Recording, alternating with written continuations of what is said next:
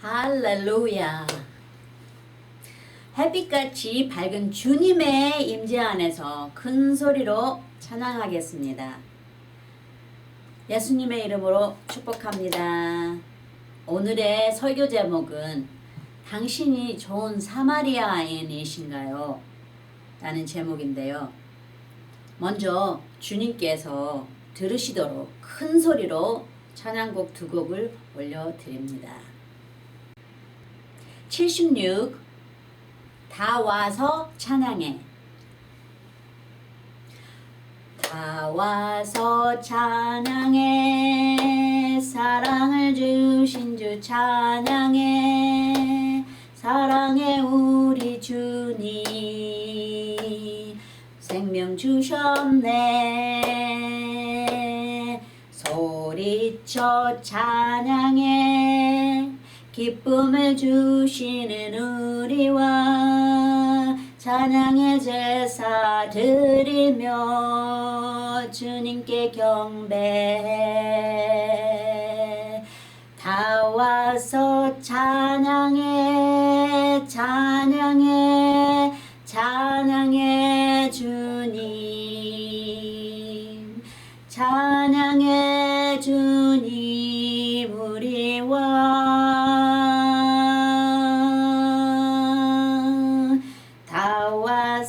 찬양해. 찬양해. 찬양해 주님. 찬양해 주님 우리와. 아멘. 그 다음은 77장 온 땅이여 주를 찬양.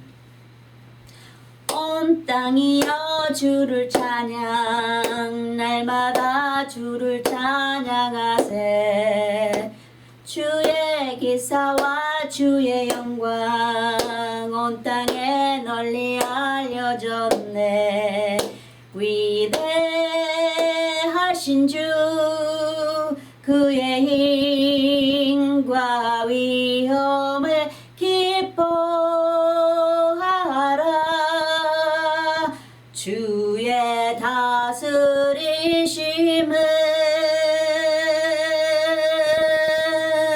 온 땅이여 주를 찬양. 날마다 주를 찬양하세. 주의 기사와 주의 영광 온 땅에 널리 알려졌네. 아멘. 주기도문으로 시작합니다. 하늘에 계신 우리 아버지, 이름을 거룩히 여기심을 받으시오며 나라 임하옵시며 뜻이 하늘에서 이룬 것 같이 이 땅에서도 이루어지이다. 오늘날 우리에게 일용할 양식을 주옵시고 우리가 우리에게 죄 지은 자를 사하여 준 것 같이 우리 죄를 사하여 주옵시고 우리를 시험에 들게 하지 마옵시며 다만 악에서 구하옵소서. 대개 나라와 권세와 영광이 아버지께 영원히 있사옵나이다. 아멘. 그럼 기도로 주님 앞에 우리의 마음을 열고 가까이 나아가겠습니다. 아버지 하나님 감사합니다. 오늘도 독생자 예수 그리스도를 의지하여 아버지 앞에 나아가오니 아버지 두 팔을 벌으시고 저희들을 안아주시고 또 저희들에게 참으로 주님의 그 인자하심과 사랑의 얼굴빛을 비춰주시고 또 성령의 기름을 부어주셔서 저희들도 앞으로 살아갈 때 주님을 의지하여 크신 주님의 뜻을 가지고 모든 세상에 나아가 빛과 소금이 되게 하여 주심을 감사드리옵나이다. 오늘 주님 앞에 간절히 간구할 것은 주님의 거룩하신 십자가의 보혈로 저희들을 온전히 머리에서 발끝까지 다 씻겨주시고 저희들의 죄가 아무리 주홍같이 붉을지라도 흰눈같이 희게 하시고 저희들의 죄가 아무리 진홍같이 붉을지라도 주님께서 기름으로 깨끗하게 양의 털을 깨끗하게 다듬어 주시고 깨끗하게 하신 주님의 양의 모습으로 아름다운 모습으로 빛이 나는 모습으로 주님 앞에 보여지게 하여 주시옵소서. 오늘 간절히 저희들 참으로 감사하는 마음과 겸손한 마음으로 주님 앞에 저희들의 마음을 여오니 참으로 주님의 계시의 말씀을 저희들의 심령 속에 각각 다 심어주시고 채워주시옵소서. 각 가정에 다 사정들이 있사오니 주님 다 기억하시고 다 하나하나 다 채워주시고 이루하여 주시고 또 일으켜 세워주시고 치료하여 주시고 회복시켜 주시고 주님의 참으로 사랑과 기쁨과 평강으로 넘치는 평강으로 채워주시옵소서. 주님을 의지하고 가오니 주님께서 함께 동행하시며 저희들이 가는 곳마다 찬양의 소리가 넘치며 참으로 주님께 영광 돌리는 저희들의 빛과 소금의 역할을 담당하는 거룩한 주님의 제자들, 주님의 거룩한 아버지의 자녀들이 다 되게 하여 주시옵소서. 이 예배 속에 주님의 거룩하신 임재와 영광이 충만하게 함께하여 주시는 줄을 믿고 주님 앞에 간구하옵나이다. 예수 그리스도 이름 받들어 아버지 하나님께 감사드리옵나이다. 아멘. 할렐루야. 오늘의 설교는 당신이 좋은 사마리아인이신가요? 라는 제목으로 은혜의 보좌 앞으로 나아갑니다. 오늘 성경 기절 말씀은 누가복음 10장 25절에서 37절을 중심으로 해서 주님의 가르치시는 뜻이 무엇인지 보겠습니다. 누가복음 10장 25절에서 37절입니다. 25절을 읽습니다. 어떤 율법사가 일어나 예수를 시험하여 가로되 선생님 내가 무엇을 하여야 영생을 얻으리까 하고 예수님께 나와 묻습니다. 성경에 나오는 유대인 율법사는 선조들의 정해준 율법을 하나님의 자비보다도 더 명령하신 말씀보다도 더 중요하게 여기는 자들임을 저번 주 설교를 통해 배웠습니다. 그래서 예수님을 찾아와서 어떤 행위가 영생을 얻게 하는지 예수님께 여쭤봅니다. 이 유대인 율법사가 율법은 의롭게 쓰면 선한 것이라 하고 사도 바울께서 디모데에게 가르쳐 주시죠. 디모데전서 1장 8절에서 10절까지 보시면 8절에 그러나 사람이 율법을 법있게 쓰면 율법은 선한 것인 줄 우리는 아노라. 그러시죠. 9절에 알 것은 이것이니 법은 옳은 사람을 위하여 세운 것이 아니요 오직 불법한 자와 복종치 아니하는 자며 경건치 아니한 자와 죄인이며 거룩하지 아니한 자와 망령된 자며 아비를 치는 자와 어미를 치는 자며 살인하는 자며 10절에 음행하는 자며 남색하는 자며 사람을 탈취하는 자며 거짓말하는 자며 거짓 맹세하는 자와 기타 다른 교훈을 거스리는 자를 위함이니 이렇게 사도 바울이 디모데에게 가르치십니다. 예수님께서 이 세상에 오신 것은 죄인을 구하러 오셨다 하신 것처럼 율법은 하나님을 섬기면서 이런 죄를 짓지 말라고 야훼 하나님께서 이스라엘 백성들에게 선포하신 법입니다. 만약 이런 위에 있는 죄를 범하는 자가 아니라면 이 율법이 해당되지 않겠죠. 하지만 죄는 다 짓습니다.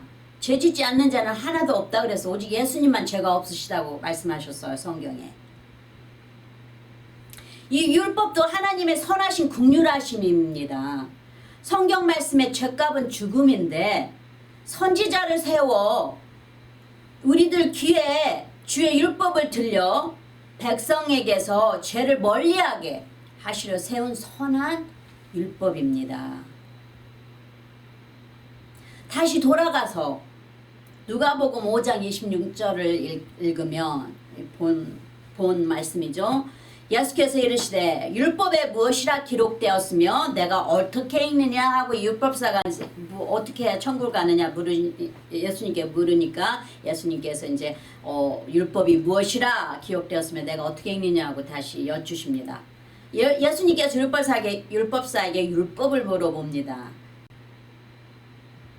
누가복음 5장 27절 대답하여 가로되 내 마음을 다하며 목숨을 다하며 힘을 다하며 뜻을 다하여 주 너의 하나님을 사랑하고 또한 내 이웃을 내 몸과 같이 사랑하라 하였나이다 하고 율법사가 대답합니다.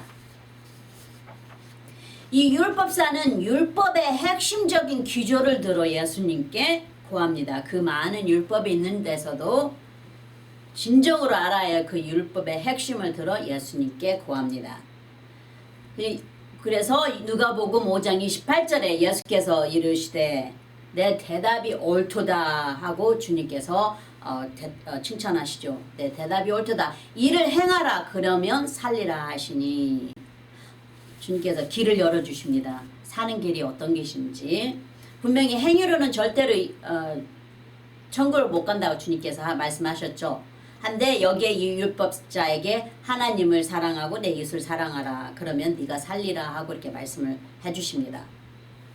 이 율법 기절에 하나님의 뜻이 다 포함되어 있습니다. 이 한 기절에 하나님을 전심으로 사랑하는 자는 이웃을 자기 몸처럼 사랑하게 되죠. 왜냐하면 하나님의 사랑이 우리를 통해 이웃에게 흘러가니까요. 우리가 하는 게 아니죠. 주님의 마음이 우리를 움직이십니다.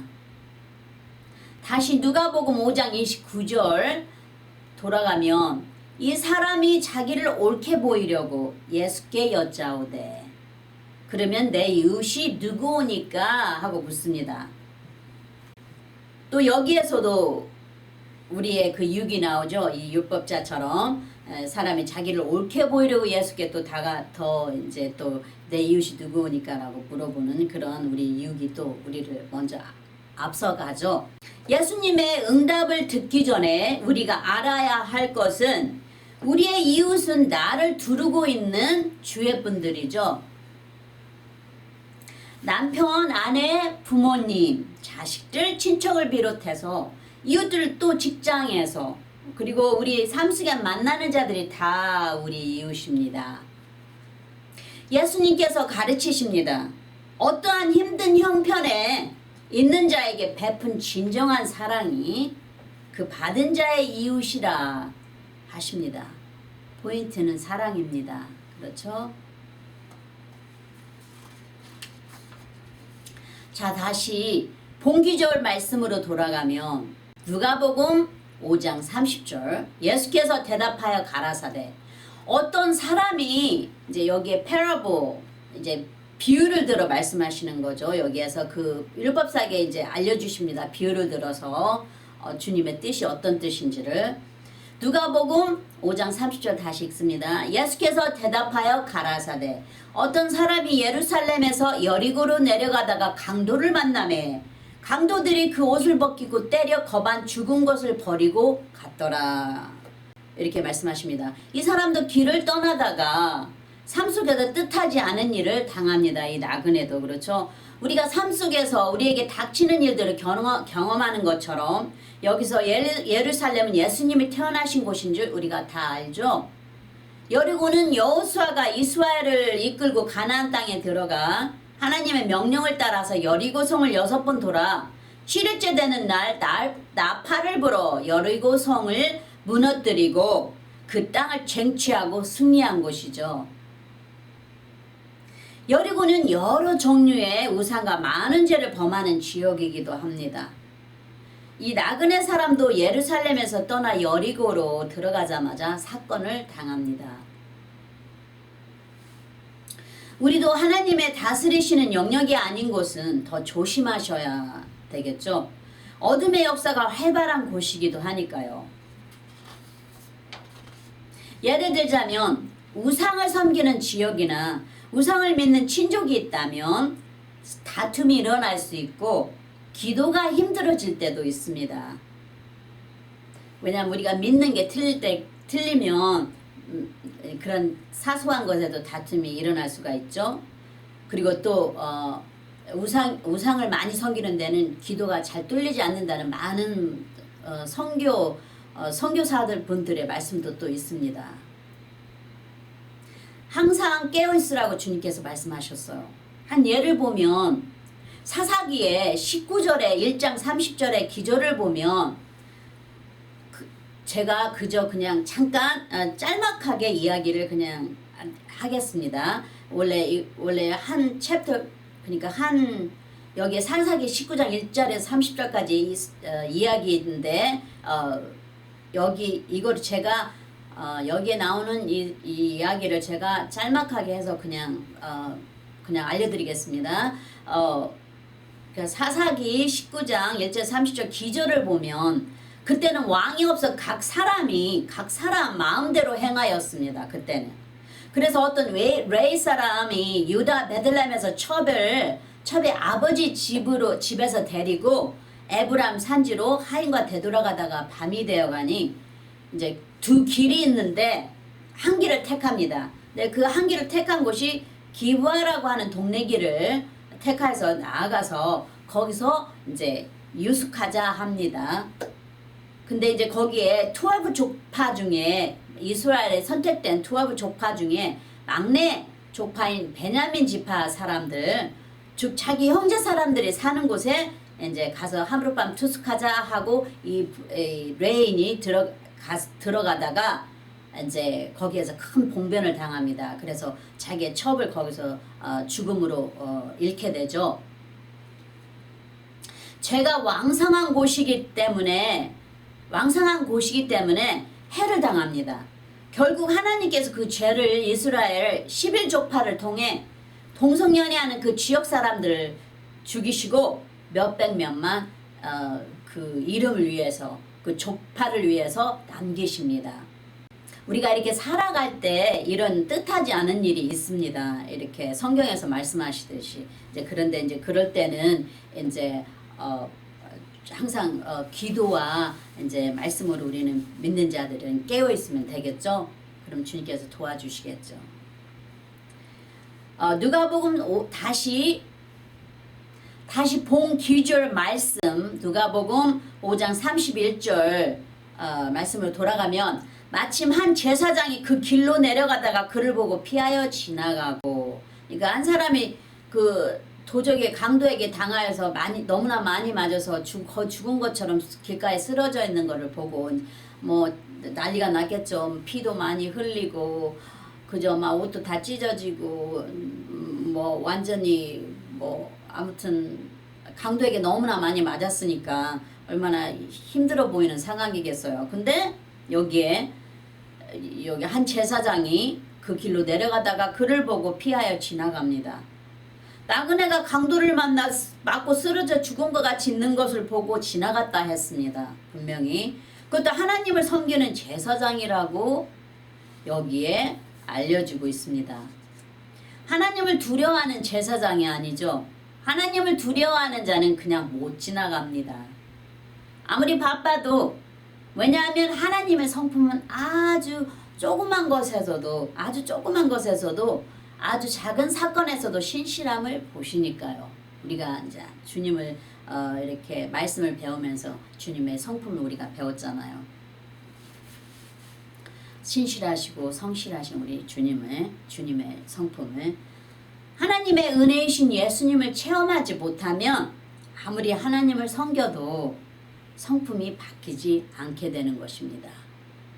그렇죠? 왜냐하면 선하심은 다 주님께서 오시는 거기 때문에, 주님께서 주시는 거기 때문에 주님을 만나지 않은 자가 된다면 우리가 주님의 사랑을 나눌 수가 없게 되는 거겠죠.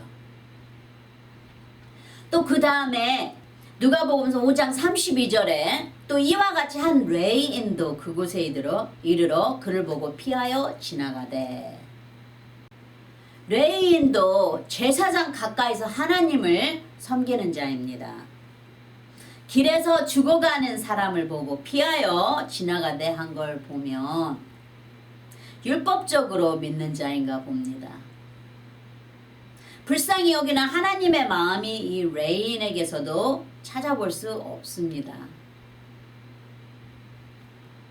이러한 일이 우리를 거쳐갈 때는, 믿는 자에게 이러한 일이 우리를 거쳐갈 때는 하나님께서 한 사건을 통해 우리의 믿음 상태를 시험하실 때도 있습니다. 잠깐 믿거나 말거나 한 제 이야기입니다. 재작년 성탄절에 쇼핑몰에서 많은 사람들이 서 있는 곳에 지갑이 떨어져 있었는데 사람들이 줍지를 않았어요. 차도 서 있고 지나가는 사람도 있고 그랬는데도 줍지를 않았어요. 그 사람들 눈에 그게 띄지를 않는 거예요. 그래서 제가 멀리 서 있다가 보다가 저 사람들이 못 집으니 안 보이나 보다. 내가 가서 집어야 되겠다 하고 가서 이제 주워서 줘야 되겠다 하고서는 가서 집었습니다. 그리고 할 수 없이 제가 주워서 이제 물어봤어요. 주위에 있는 사람들한테 당신 것이냐. 왜냐면 차도 이렇게 서 있어가지고 천천히 이렇게 차가 운전하고 지나갔어요. 그래서 당신 것이냐. 다 모른다고 했습니다. 그래서 이게 뭘까 하고 이제 보니까 100불짜리가 그때는 성탄절이라 쇼핑할 때라 그런지 100불짜리 현찰이 많이 들어왔고 굉장히 부피가 컸어요. 이렇게 지갑을 이렇게 열어서 집어넣는 건데 남자 지갑 같이 생겼어요. 근데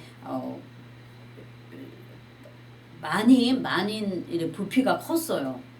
근데 저는 다 그냥 잠깐 보기만 했지 일일이 다 체크하지는 않았습니다. 근데 거기에 이제 100불짜리가 유달리 많이 들었다는 것은 제가 보게 됐어요. 그때 제 마음에 그 지갑을 잃고 가슴 아파하는 모습이 그 주인의 모습이 상상이 됐어요. 얼마나 이 지갑을 잃고 가슴이 애가 탈까 하는 마음이 들었습니다. 그때 두 번 생각하지 않고 바로 그 몰에 있는 아피스로 주인을 찾아주라고 이제 갖다 주고 이름도 말하지 않고 바로 넘겨주고 나왔습니다. 제가 그 지갑을 보기 전에 한참 전에 쇼핑하면서 한 1,000불 정도만 더 있으면 내가 전부 다 이거 다 한꺼번에 여기 다 살 수 있을 텐데 하는 그런 마음을 가졌어요. 제가 그 지갑을 보기 전에 한참 전에 그랬는데 무엇인지는 모르지만 혹시 주님께서 테스트하셨나 하는 생각도 들었어요. 여러 성도님도 모르죠. 그런 일이 있을지. 하지만 모든 게 우연은 아니라고 생각합니다. 다시 누가복음 5장 33절 어떤 사마리아인은 여행하는 중 거기 이르러 그를 보고 불쌍히 여겨.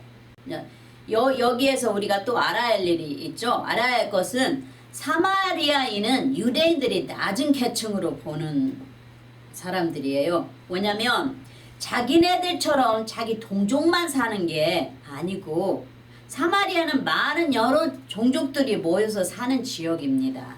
그리고 하나님한테 선택받아 하나님을 섬기는 백성들도 아니라고 그래서 항상 낮게 봤습니다.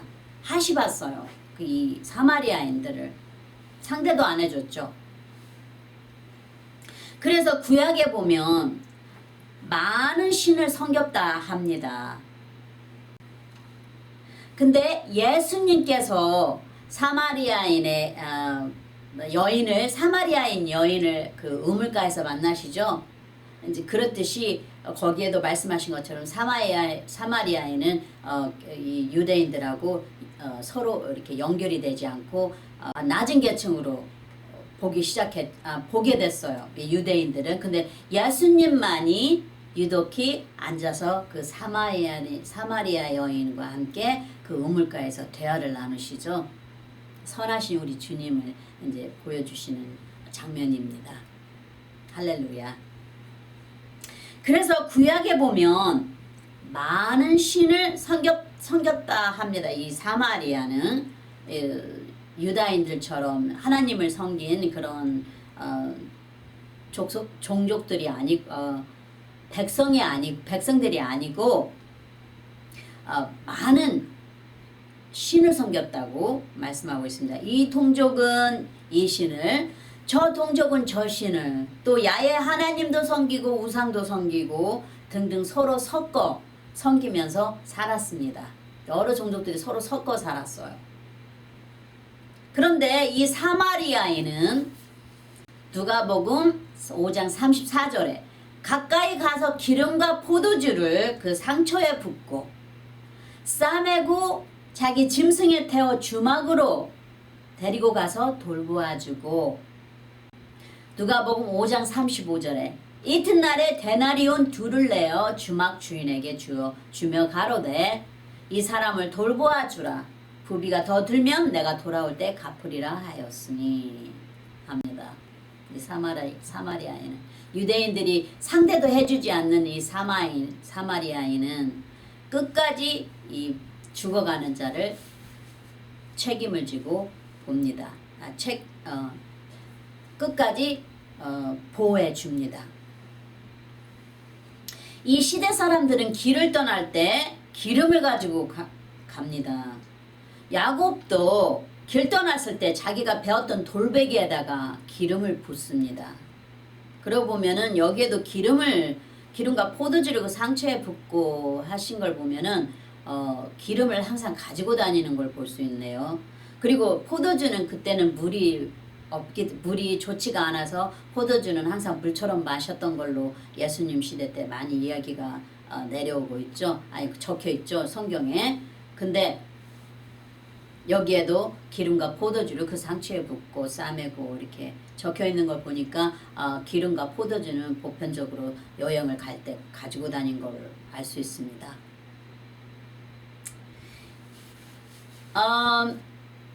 사마리아인은 이 나그네를 치료해서 상처가 나을 때까지 주막에 데려다 주고 돈까지 내어주고 또 더 들어가는 비용까지 내겠다 주막 주인에게 말합니다. 끝까지 자기가 다 책임지겠다 말합니다. 이 사마리아인은 하나님 아버지의 사랑을 잘 아는 자이죠. 예수님께서도 제자들을 사랑하시되 끝까지 사랑하시니라 하고 말씀하셨어요. 요한복음 13장 1절에. 6월절 전에 예수께서 자기가 세상을 떠나 아버지께로 돌아가실 때가 이른 줄 아시고 세상에 있는 자기 사람들을 사랑하시되 끝까지 사랑하시니라 하셨어요. 아름다우신 우리 주 예수 그리스도의 사랑이시죠. 본 기절로 돌아가서 누가복음 5장 36절에 내 의견에는 이제는 이 율법사가 물어봤을 때 이제 예수님께서 이 기절들을 다 그 율법사에게 다 비유로 해서 이제 말씀으로 가르쳐 주셨죠. 근데 이제 여기에서 이제 물으십니다. 가르쳐 주시고 누가복음 5장 36절에 내 의견에는 이 세 사람 중에 누가 강도 만난 자의 이웃이 되겠느냐 물으십니다. 37절에 가로되 자비를 베푼 자이니이다. 예수께서 이르시되 가서 너도 이와 같이 하라 하시니라 그러십니다. 여기에 맞는 말씀을 주셨어요. 마태복음 7장 12절에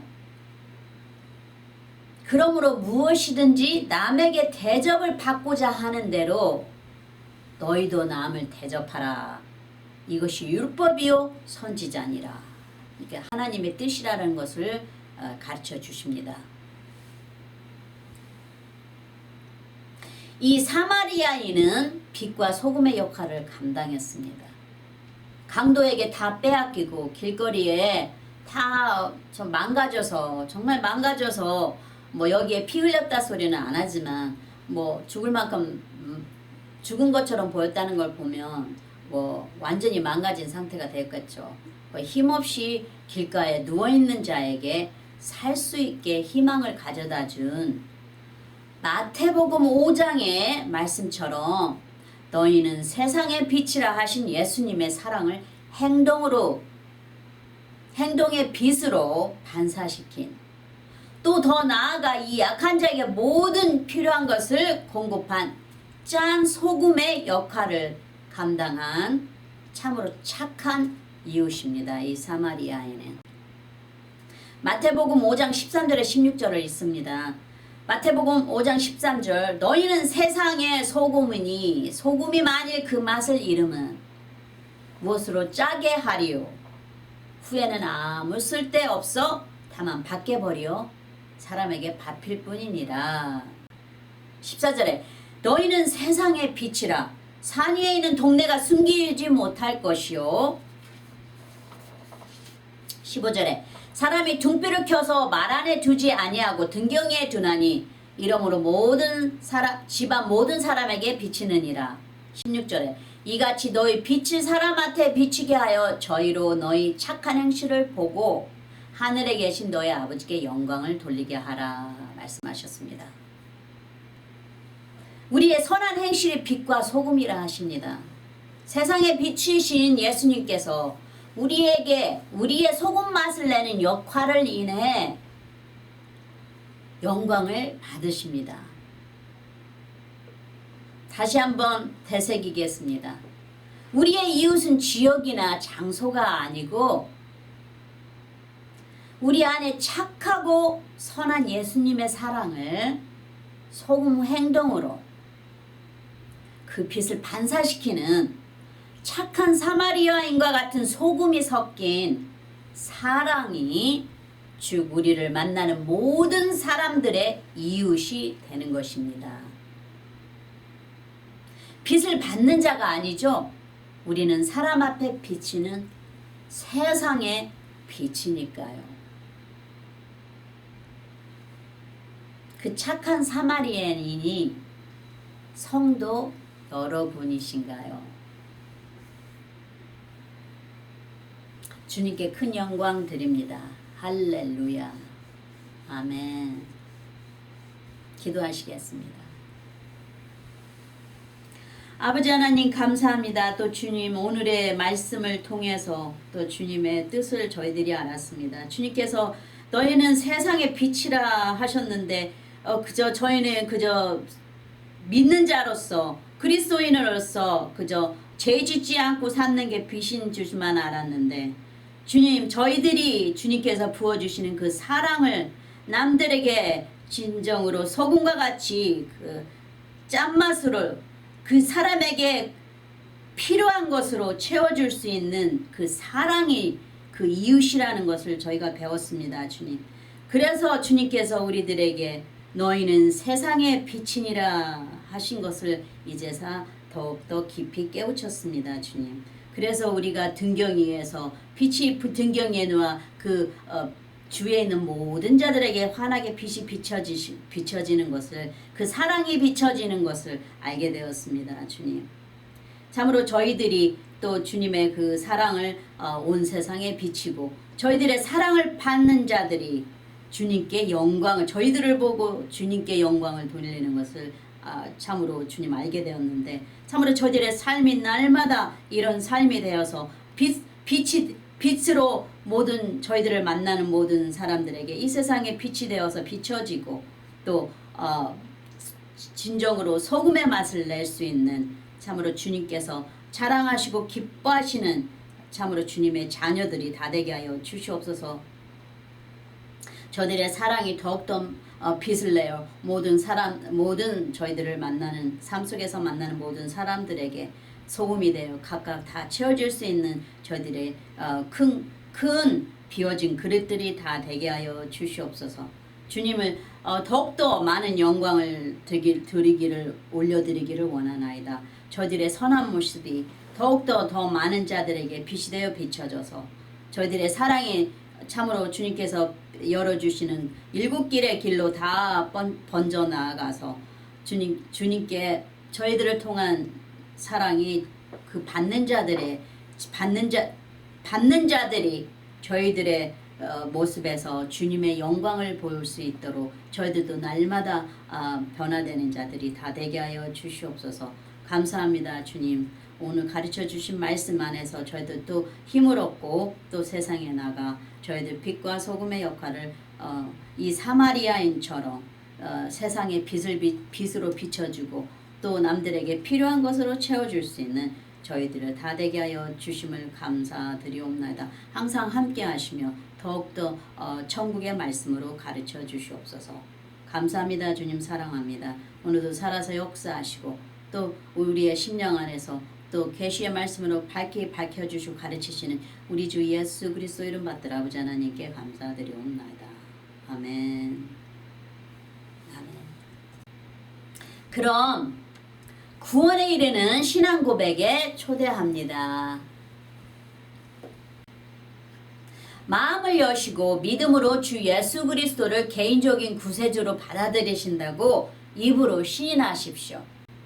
주 예수님, 나는 죄인임을 주님 앞에 고백합니다. 나의 모든 죄를 용서해 주십시오. 내 죄를 위하여 십자가에서 못 박혀서 피를 흘리시고 돌아가신 후 3일 만에 살아나신 부활의 주님을 믿습니다.